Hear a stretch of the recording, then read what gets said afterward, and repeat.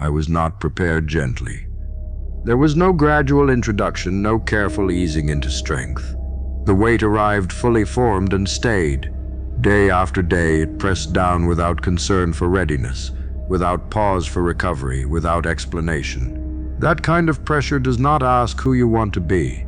It forces you to become something capable or disappear beneath it. I learned quickly that survival was not enough. Function was required. Under relentless weight, the body adapts first. Movements become efficient. Breathing becomes controlled. Every action is measured because excess costs too much. Pain teaches economy. You stop wasting effort on panic, on anger, on reactions that burn energy without producing result. Over time, this physical discipline migrates inward. The mind learns the same lesson. Think less, execute more. Focus becomes narrow, sharp, unforgiving. The mind under constant pressure does not have the luxury of fantasy. It cannot rely on motivation because motivation fades. It cannot depend on hope because hope fluctuates. It must build structure. Routine becomes armor. Standards become anchors. You do not ask whether you feel capable. You ask whether the task is necessary. If it is, you move. That is how conditioning replaces emotion. Relentless weight also destroys entitlement. You stop believing effort guarantees comfort. You stop expecting reward for endurance. The only thing promised is continuation. And strangely, that simplicity brings clarity. When there is no expectation of relief, disappointment loses its power. You stop negotiating with reality and start aligning with it. Alignment conserves strength. Resistance wastes it.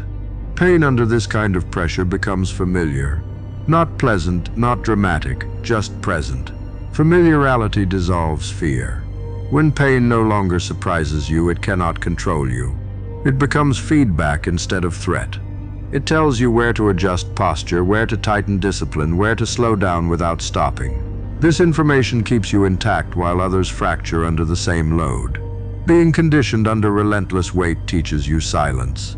Complaints consume energy. Explanation invites misunderstanding. You learn to let action speak because action is efficient. This silence unsettles those who rely on reaction to feel powerful. They cannot read you. They cannot rush you. They cannot shake you into mistakes. Power shaped this way is not loud, it is density. It is the sense that whatever is added will be carried, not resisted. You do not rush toward conflict because conflict is already familiar. You do not flinch from pressure because it raised you. The weight that was meant to crush became the very thing that trained you to stand. This is what it means to be conditioned under relentless weight. Not hardened into bitterness, not broken into submission, but refined into structure. When pressure returns, as it always does, it does not find panic or collapse. It finds form, and form holds. Over time, the weight teaches you something most never learn. Strength is not built by resistance alone, but by posture under load.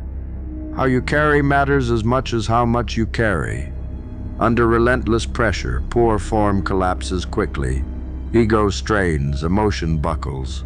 Only alignment holds. So you learn to stand correctly inside difficulty, to distribute effort evenly, to keep the core tight while the surface remains calm. This is not instinct, it is trained. And once trained, it stays with you long after the weight shifts.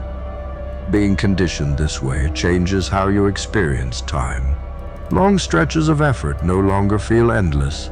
They feel familiar. You stop counting days and start counting repetitions. Each repetition reinforces identity. Each cycle under pressure confirms that you can continue without needing a finish line in sight. This removes desperation. You are no longer racing toward relief. You are settling into endurance as a way of operating. Relentless weight also clarifies intention.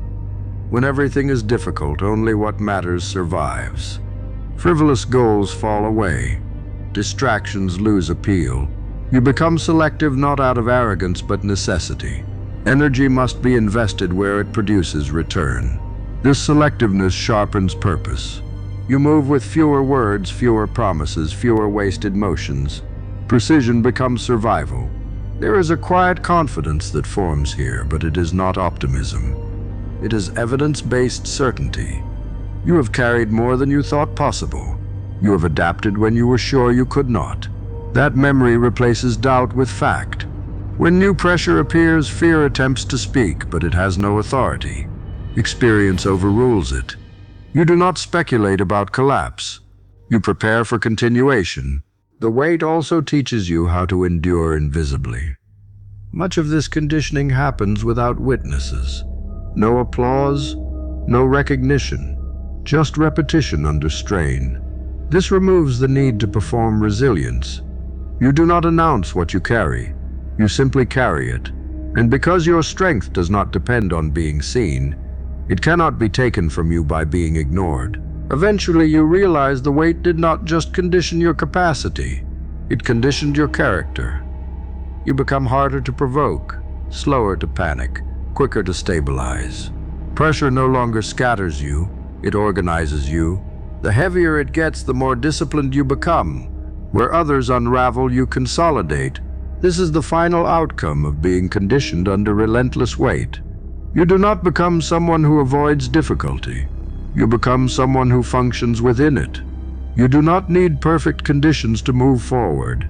You create structure wherever you stand, and when the world applies pressure again, as it always will, it does not find something fragile to overwhelm. It finds something trained to hold. There comes a moment when you realize the weight no longer feels like an enemy. It feels like a language you understand fluently. You recognize its signals immediately. Tightening means adjust. Resistance means refine. Fatigue means redistribute, not retreat. This familiarity removes panic entirely. You stop bracing for collapse because collapse is no longer part of your vocabulary. You have been under load too long to fear it now. Conditioning under relentless weight also changes how you interpret struggle in others. You can see when someone is fighting the pressure instead of working with it.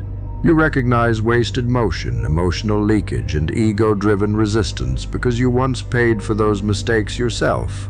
This does not make you cruel, it makes you precise.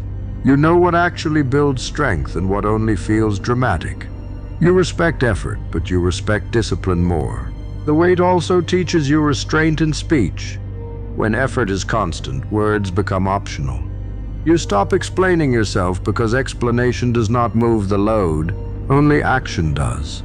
Silence becomes efficient. You let outcomes speak because outcomes are undeniable. This quiet presence unsettles people who rely on noise to assert control. They expect reaction. You give them none. Under relentless pressure, identity stops being something you think about and becomes something you demonstrate. You are no longer trying to become strong. You are operating as someone who already is. This removes anxiety about the future. You do not fear what is coming because you trust the structure you carry into it. Whatever arrives will be met the same way everything else was. With form intact, the weight also eliminates the illusion of shortcuts. You know exactly what rushing costs. You have felt the strain of poor form under pressure. So you move deliberately, respecting process, allowing conditioning to accumulate rather than chasing sudden breakthroughs.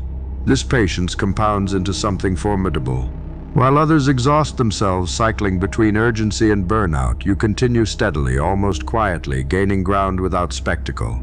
Eventually, the pressure reveals its final lesson. You were never meant to escape it. You were meant to be shaped by it. The weight did not arrive to punish you. It arrived to organize you, to strip away excess, to force alignment, to turn chaos into structure. And once that structure is built, pressure loses its threat. This is what it means to be conditioned under relentless weight. You do not seek relief as proof of progress.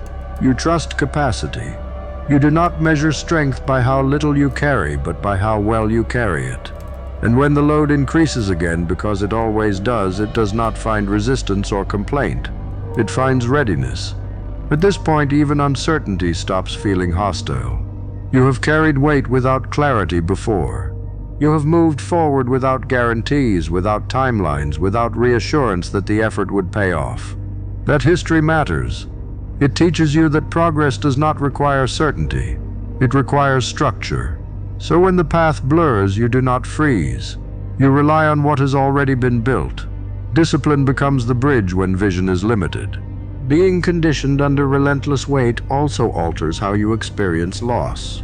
Loss no longer feels like collapse. It feels like recalibration. You have already learned how to function when things are taken from you. You know how to rebuild posture when balance is disrupted. You do not romanticize loss, but you do not fear it either. You extract the lesson, tighten your form, and continue. What cannot be carried forward is released without drama. The weight also trains you to hold responsibility without resentment. You stop asking who caused the pressure and start asking how it must be managed. Blame becomes irrelevant when capacity exists. Ownership restores control. This mindset is rare, and it separates those who endure from those who command themselves. When you accept full responsibility for how you carry the load, nothing external can destabilize you for long. There is also a sharpening of awareness that comes from prolonged pressure.